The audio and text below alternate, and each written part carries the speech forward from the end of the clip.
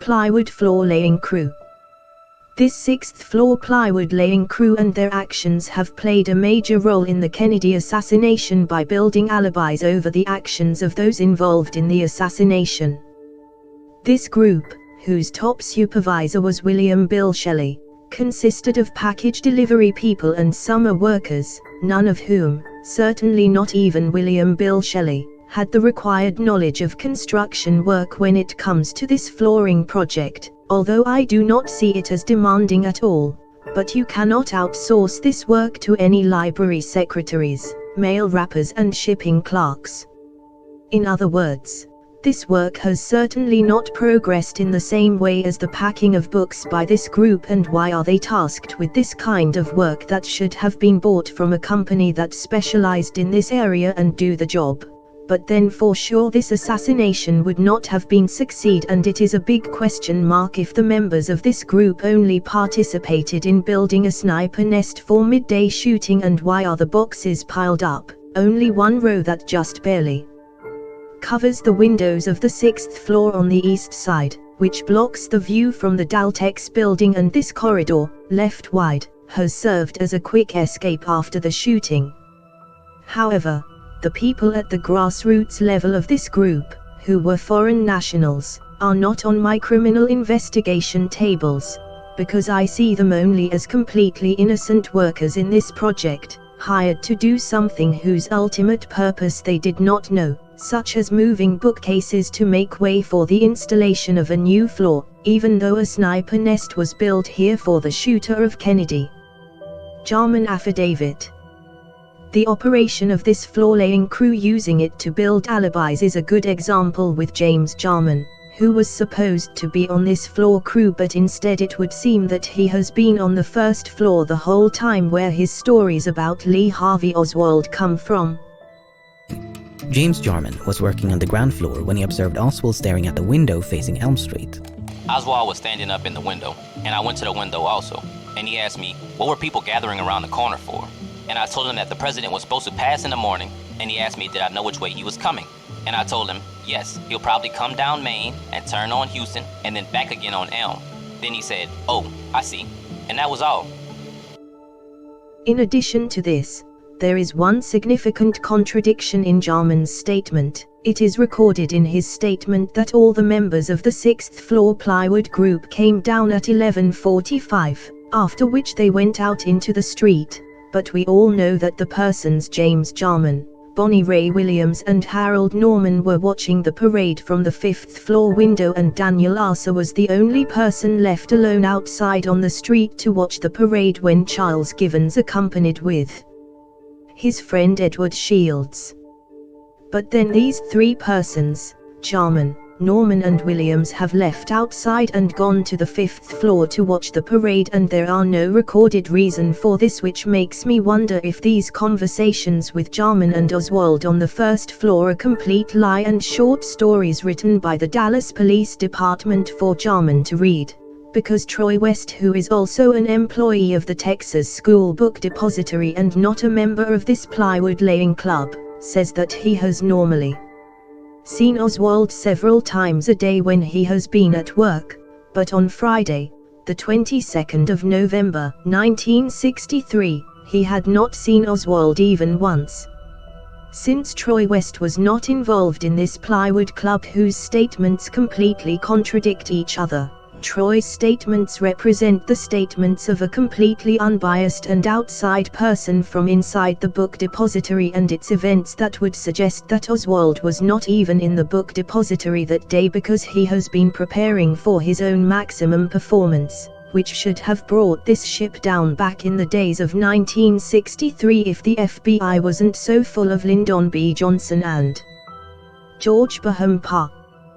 Based on this, Jarman's statements are completely without credibility, just like those of Geraldine R. Reed, Roy Trulley and Marion Baker, who claimed to have seen Oswald in the coffee rooms on the second floor immediately after the shooting, even though Oswald has been proven to have sat in the back seat of a taxi at the Greyhound bus terminal. Based on these statements, which have been proven to be 100% false at the latest by Geraldine R. Reed, Roy Truly and Marion Baker, means that Lee Harvey Oswald was not in the book depository all morning on the 22nd of November, 1963, just like James Earl Ray was not in Bessie Brewer's hotel bathroom shooting Martin Luther King Jr., but there was Memphis police officer Edward Redditt. Givens' affidavit. On the morning of November the 22nd, a handful of employees had been assigned to install a new plywood floor on the 6th floor of the book depository. Every once in a while, they would catch a glimpse of Oswald. I saw Lee Oswald shortly before lunchtime. He was by himself with a piece of paper in his hand. I had nothing to say to him, but some of the other male employees teased him and told him he ought to go get a haircut. Lee Oswald just laughed at this remark. Shortly before noon, it was time for lunch. For a bit of fun, they decided to race the 2 elevators down to ground level. As they began descending, they observed Oswald now standing on the 5th floor. He shouted for them to stop or to close the gate to the elevator upon reaching the 1st floor. Charles Givens then realized he'd forgotten his jacket and cigarettes up on the 6th floor.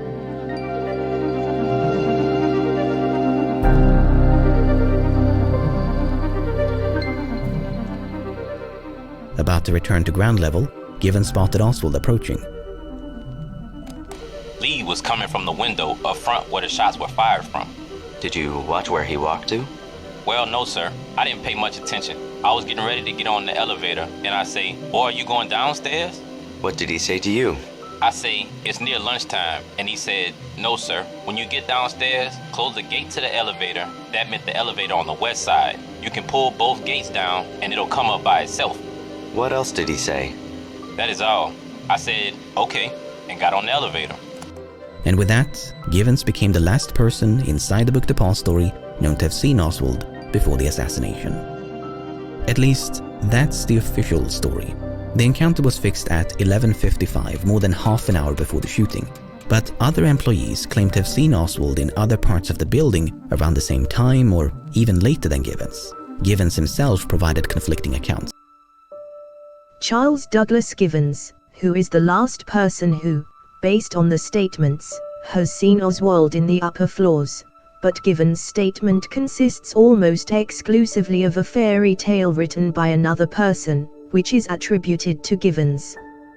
Charles Douglas Givens, the very first statement that was made on 11/22/1963, Givens based on the story he has left for lunch at 11:30 alone, and at 12 he had gone out to meet his friend Edward Shields. At the time of making this statement, Oswald's actions in the field may not have yet been realized for the police investigator who interviewed Givens, and why Givens' statement the next day has been changed so radically, the purpose of which is to believe that Oswald was in the building because, based on the original script, Oswald was not supposed to be in the building at all, but after the death of J.D. Tippit, the script had to be changed to stage Oswald as Kennedy's assassin because who would have believed Oswald was innocent for the shooting Kennedy when he on rampage accidentally went to shoot J.D. Tippit? And as for these 22-day statements, nowhere, like Givens, is there no mention of Oswald, but the encounters with Oswald come into the picture only in the 23-day statements with all of these eyewitnesses like Geraldine R. Reed and Roy Truly, which shows how made up and false these statements are, with the help of which they try to cover up the group that organized Kennedy's assassination and stage Oswald as Kennedy's shooter, even though the only one Oswald shot was J.D. Tippit. Tippit's murder also proves how easy it is to solve these cases when the perpetrator acts alone without any kind of plan and no cover roles have been built for him in the background, like the Kennedy murder, which is full of ambiguities starting from the statements of the book depository staff, which, like Givens, were scripted by someone else for Givens to be read. Statements of the 23th and after. One topic that is brought up in these false statements is what kind of shirt Oswald was wearing on the 22nd.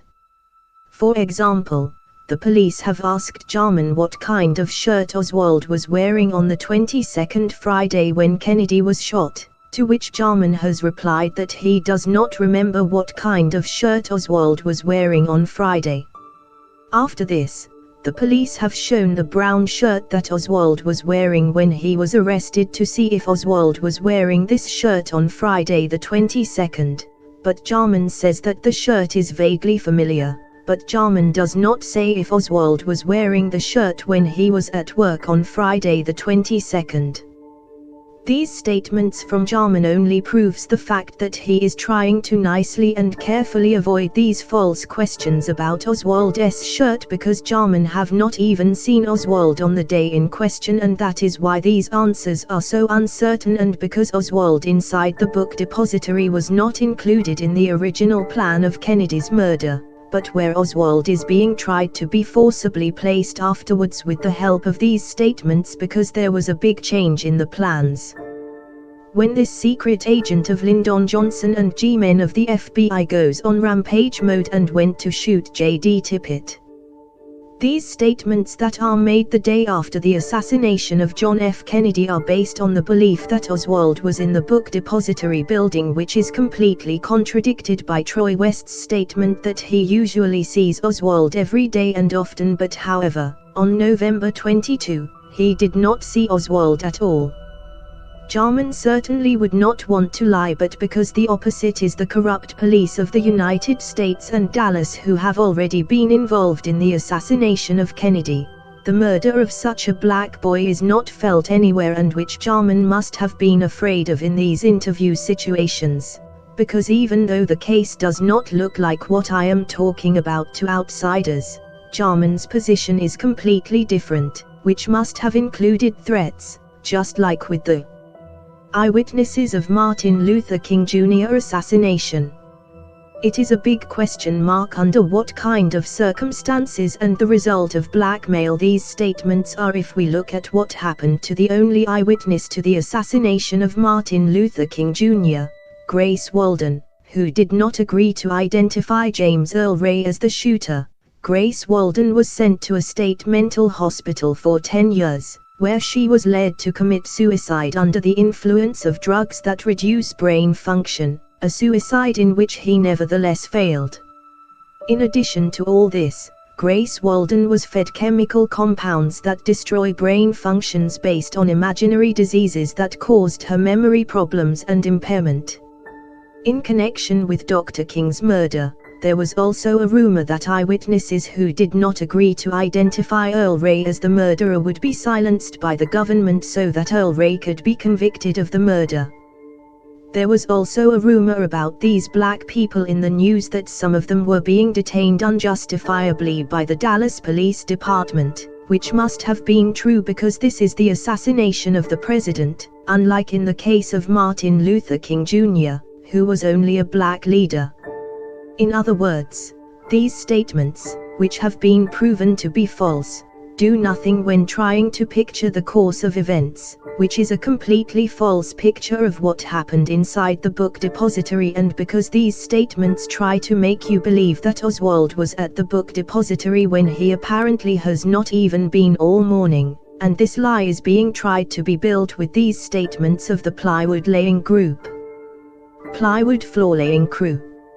In other words, this cover operation has covered up all the activities inside the book depository that point to the assassination of Kennedy and justified the hiring of personnel in the name of this activity and for this activity, from which many alibis are obtained according to the stories of the employees inside the building, which has covered up moderately well the activity inside the building that was used to prepare for Kennedy's shooting. But like all groups, they have their weakest links. When broken, criminal activity can be seen, and it is a wonder how even the Oswald case, which included the shooting of J.D. Tippit and finally Oswald, did not break the back of this camel that was dead at the beginning, when its ranks are built up to these overhyped special agents that shoot they own, just like Lee Harvey Oswald did. The weakest link in this floor-laying crew has turned out to be James Jarman's and Charles Given's accounts, which are obviously not their account of the events but someone else's who speaks for Jarman and Givens. because these statements were made in the premises of the Dallas police under strict supervision, which has undoubtedly included one or the other extortion, which can clearly be read from the coverage of even Givens was kept almost a prisoner in the police premises, just like the eyewitnesses to the murderer of Martin Luther King Jr., Charles and Grace Walden Stevens, of whom Grace was sent to a mental institution for up to 10 years so that his statements could be rebutted before future committees that were set up to bless the massive assassination projects of these government officials as individuals and state scapegoats.